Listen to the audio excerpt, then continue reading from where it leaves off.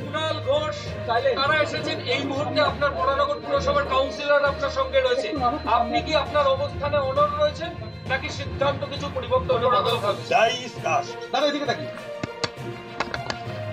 সিদ্ধান্ত তো অত সহজে নেওয়া যায় না। সিদ্ধান্ত নেওয়ার পেছনে কিছু নির্দিষ্ট কারণ থাকে। সুতরাং আমি যে সিদ্ধান্ত নিয়েছি সেই সিদ্ধান্তেই রয়েছি। তার কারণ এত করাপশন, তারপরে সন্দেশখালী, ঘরে বাইরে এত অপমান, এত অসম্মান, এত উপেক্ষা, এত অবহেলা,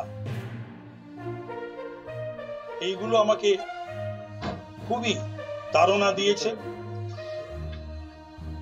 এবং আমার যারা রাজনৈতিক এবং অরাজনৈতিক শুভাকাঙ্ক্ষী, তারা গত 1.5-2 মাস ধরে আমাকে তারা বলছে, আমিও অনুভব করেছি এবং বেশ কিছুদিন ধরে আমি একটা তফাতও মেনটেন করি। যেমন এই প্রথম জীবনের 96 থেকে আমি এমএলএ, এইবারেরই অধিবেশন, বাজেট অধিবেশন আমি সেরকম ভাবে করলাম, প্রথম করলাম না, করতে পারলাম না।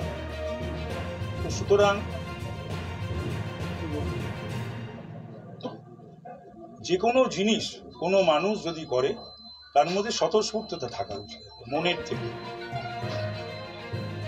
23-24 বছর তৃণমূলের সঙ্গে আমার সম্পর্ক, আমার যখন যা বলেছে বা আমি মনে না বললেও আমি যেটা মনে করেছি আগেবারইও আমি সেটা করেছি।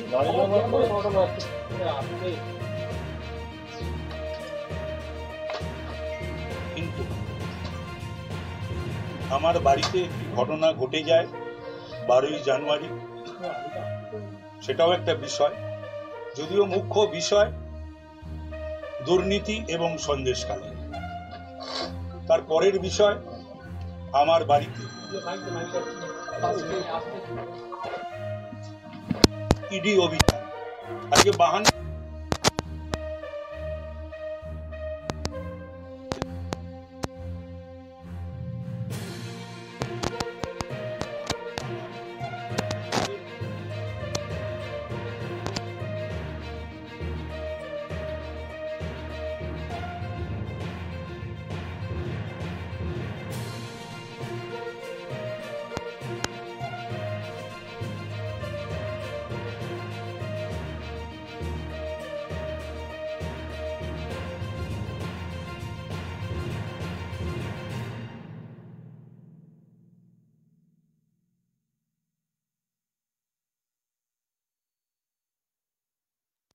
রাজনৈতিক যারা খবরাখবর রাখে তারা আমাকে বলেছে যে এর পেছনে আমার দলেরই কেউ আছে।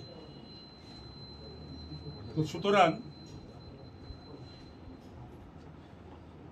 এবং যখন আমার রেড চলছে আমার বাড়িতে, তখন এমএলএ এমপি বা কারুর বিবেকানন্দের বাড়িতে, সেদিন 12ই জানুয়ারি বিবেকানন্দের জন্মদিন ছিল, আমারও যাওয়ার কথা ছিল, সেখানে তাদের উল্লাস পরিলক্ষিত হয়। সেগুলো আমাকে সাংবাদিকরা এসে বলে, ছাত্র যুব নেতৃত্ব এসে বলে। তাদের কেউ অবশ্য উল্লাস করলো, অনেকেই তার প্রতিবাদ করেছে। আরেকটা জিনিস, এই ব্রাত্য কুণাল এসেছিল, ওরা আমায় ভালোবাসে, ছোট ভাই। অবাক হয়ে গেলাম যে কুণাল তো আমাকে যাতে আমার সিদ্ধান্ত পুনর্বিবেচনার জন্য আমার কাছে অনুরোধ করতে এসেছিল, তখনই নাকি ওর কাছে দলের তরফ থেকে সুব্রত বক্সির শো কজ নোটিশ এসেছে। হ্যাঁ, এই হচ্ছে দল। ও আমাকে বোঝাতে এসেছে আর ওর শো কজ নোটিশ পাচ্ছে। এই দলে যাদের সাসপেনশন হওয়া উচিত, শো কজ করা উচিত এবং বহিষ্কার করা উচিত, তারা বহাল তবিয়তেই থাকবে। আরো দুঃখের বিষয়, মাননীয় মুখ্যমন্ত্রী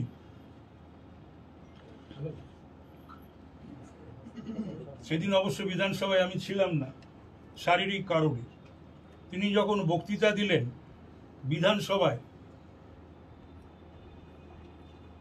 আমার বাড়ি ইডি অভিযান এটা উল্লেখ করতেই পারতেন।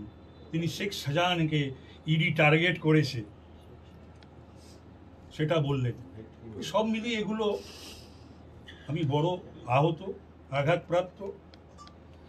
আর আমি আমার ইন্টিগ্রিটি এবং ডিগনিটি ইন পলিটিক্স কারোর অজানা নয়। এই কদিন আগেও শুভেন্দু যে সাসপেনশন হয়েছিল তার মুসানের মুভারও ছিলাম আমি অ্যাসেম্বলিতে।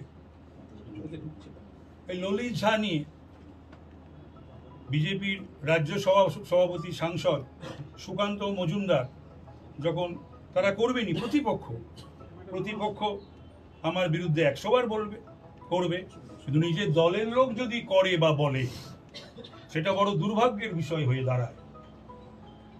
আমি কিন্তু ওই ললিত ঝা প্রশ্নে আমার একটি ছবি যখন দেখিয়েছিল তখন আমি প্রতিবাদ তো যা করার করেই ছিলাম সংবাদ মাধ্যমে, তাছাড়াও আমি একটা উকিলের চিঠি পর্যন্ত পাঠিয়েছিলাম শ্রী সুকান্ত মজুমদারকে। কিন্তু খুবই দুঃখের এবং কষ্টের বিষয় যে আজকে 52 দিন মাননীয় মুখ্যমন্ত্রীর ডাক পাইনি। আমার মিসেস বা কন্যা তাদেরও কনসোল করেননি। অথচ অনেকের সম্বন্ধে আমার ভালো লাগে যখন উনি তাদের পাশে দাঁড়ান, তাদের কথা বলেন, আমার খুব ভালো লাগে। আমিও আশা করেছিলাম আমার এবং আমার পরিবারের এই ক্রিয়েটেড একটা যে ইডি অভিযানে বিধ্বস্ত আমি এবং আমার পরিবার, তার পাশে দল বা মাননীয় মুখ্যমন্ত্রী দাঁড়াবেন। তো সেটা আমি দেখিনি। উনি অন্য কারোর বাড়িতে ইডি অভিযান গেলে তাদের রান্নাঘরে যদি কৌটো মানে মশলার কৌটো, চায়ের কৌটো এই সমস্ত ইডি নাড়াচাড়া করেন। আমাদেরও একটা ঘর আছে, পরিবার আছে, রান্নাঘর আছে, আমারও স্ত্রী পুত্র পরিবার আছে। আমার পুত্র যদিও বাইরে থাকে, এগুলো নিশ্চয়ই আমার হৃদয়কে ভারাক্রান্ত করে, নাড়া দেয়। নমস্কার।